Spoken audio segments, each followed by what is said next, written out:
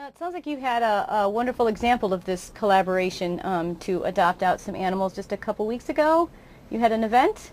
Yes. One of the ways in which CASA, the Alliance, helps to accomplish our goal is all of our members, and we have a total of 15 members as we showed you earlier. All of our members have individual adoption facilities. They have hours. Many of them are open 7 days a week. Some of them open less. Most of them will also come in and see you by appointment. But they're all adopting out animals on an ongoing basis. But they're in fixed locations. You know, one's here and one's there and one's over there. So what we do is 2 or 3 times a year, typically with the help of a sponsoring organization, we will have a large-scale adoption event, typically at some other site where most or all of our members will get together, bring in animals, and we'll literally have hundreds of animals available on one day in one place for adoption. And hundreds or even thousands of people can come in, view those animals, and in many cases adopt those animals that day, or if they don't see an animal they're interested in right again at that time, then they can go back to the shelter once they know where the shelters are and they've gotten a little bit of information, and they can adopt at a future date. The most recent one of those was sponsored by Chicago's Navy Pier in cooperation with your organization, the Anti-Cruelty Society, and Chicagoland Tales magazine, along with Margie Korshak's public relations firm, and Navy Pier hosted this event for us. And in one day, we adopted out, or caused ultimately to be adopted out, over 100 animals.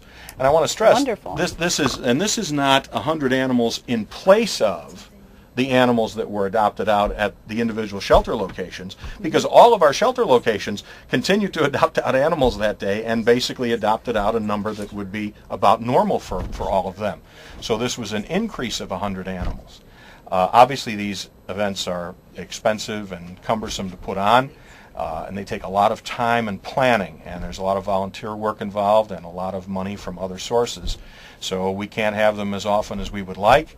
But we do want to get to the point where we have maybe 5 or 6 or 7 or 8 of these a year. But we always do 2 or 3, and we're getting a little more as we go. That's wonderful. So we adopted out a lot of animals, and it sounds like we did a lot of good education too, to families who came out to learn about all these things that you're talking about. Yes, one of the things that that happens at these events is we have typically experts come in, animal behaviorists, people from the shelters. We give lectures, demonstrations. There are vendors there in many cases that are all involved in the pet community. So yes, it's also a good educational thing as well. That's wonderful. Well, it sounds like we have a caller, and I believe it's Steve. What's your question tonight? Hi, thanks for taking my call, and Sure. thanks for going into depth about a lot of this. I just wanted to ask, what are some of the goals that you set and some of the accomplishments that you have had for homeless animals in Chicago?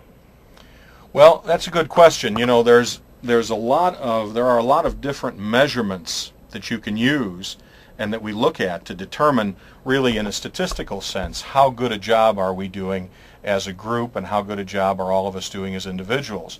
One of the ones that is really one of the primary ones within the animal care community is the number of euthanasias per 1,000 human population. And typically this will be a number that's somewhere between 2.0, in other words 2, and maybe 20 or 25.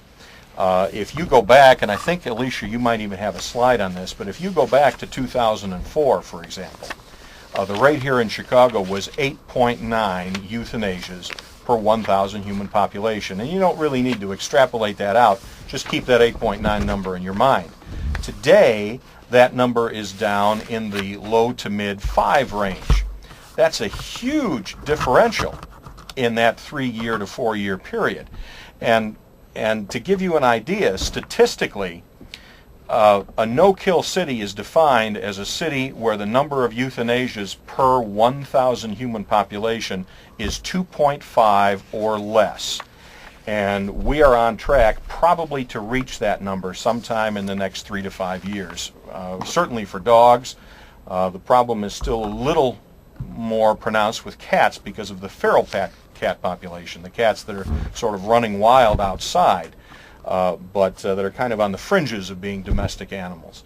but we are making significant progress. Again, it's a reduction of about 40% in just a 3-year period. And it doesn't sound like a lot when you express it that way, but what we're talking about is getting the number from something like 38 or 40,000 euthanasias down to 19,000 euthanasias. So it's a big drop.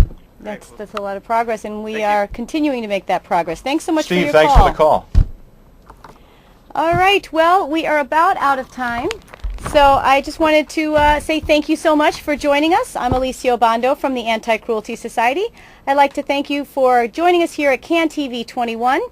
The Anti-Cruelty Society is a 501c3 private nonprofit organization, and we receive no government funds or no funds from any national humane organizations. So to learn more about how you can help the Anti-Cruelty Society in our work, please feel free to visit us online at anticruelty.org, or you can also give us a call at any time at 312-644-8338. I'd like to thank you, Jim, for joining us. I also want to thank our little pet guest, Autumn, who's actually sound asleep over there in the corner. She's snoozing now. She is so cute. I have that effect on people and animals. I don't know what it is. Well, hopefully you at home are still awake. So please tune in again next Thursday at 5:30 when we're going to be back to discuss the clinic services that are provided at the Anti-Cruelty Society. Thank you so much, and good night. Good night.